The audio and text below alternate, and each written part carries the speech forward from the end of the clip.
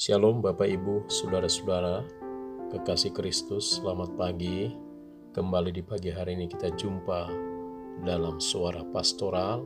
Pagi hari ini sebelum kita melakukan aktivitas kita, saya mengajak kita sekalian akan merenungkan kebenaran firman Tuhan, karena saya percaya firman Tuhan adalah sumber kekuatan yang memberikan inspirasi dan motivasi dalam kehidupan kita. Suara pastoral akan berbicara tujuan kehidupan.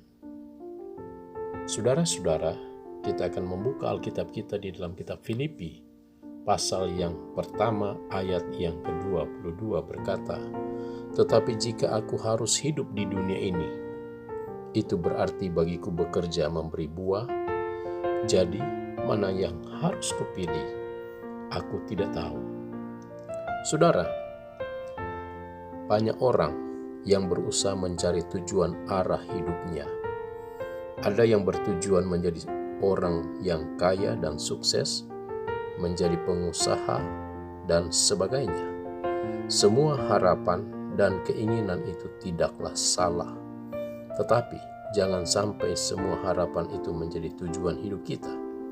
Kalau tujuan hidup kita hanya untuk kepentingan diri sendiri, kita akan kehilangan arti dari tujuan hidup yang sejati.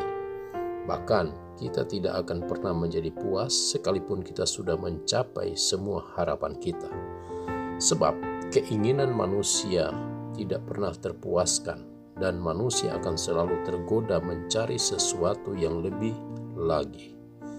Firman Tuhan mengatakan bahwa semua yang ada di dalam dunia adalah keinginan mata, keinginan daging, serta keangkuhan hidup.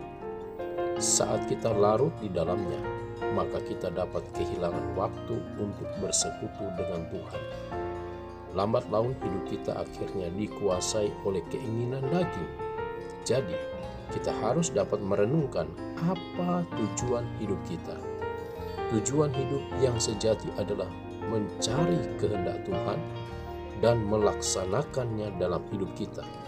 Itu artinya kita harus mendahulukan Tuhan lebih dari semua kepentingan kita, dan kita berfokus pada Tuhan.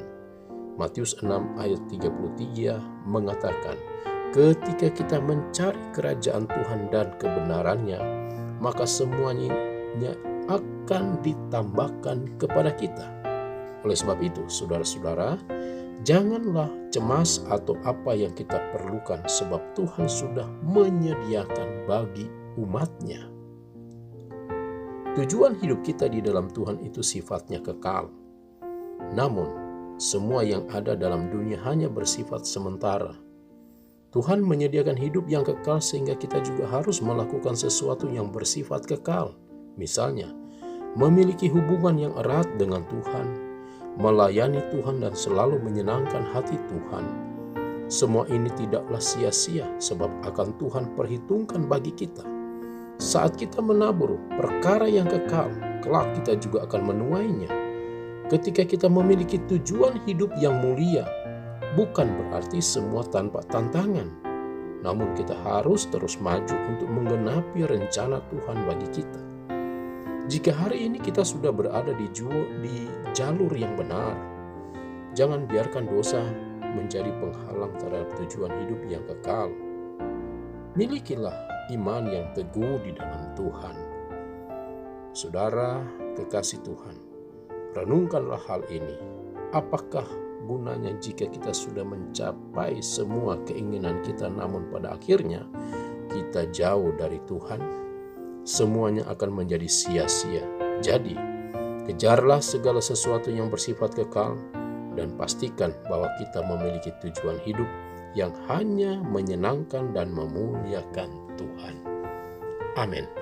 Kiranya suara pastoral pagi hari ini menguatkan Bapak Ibu Saudara, dan doa saya, apa yang kita kerjakan senantiasa disertai dan diberkati oleh Tuhan.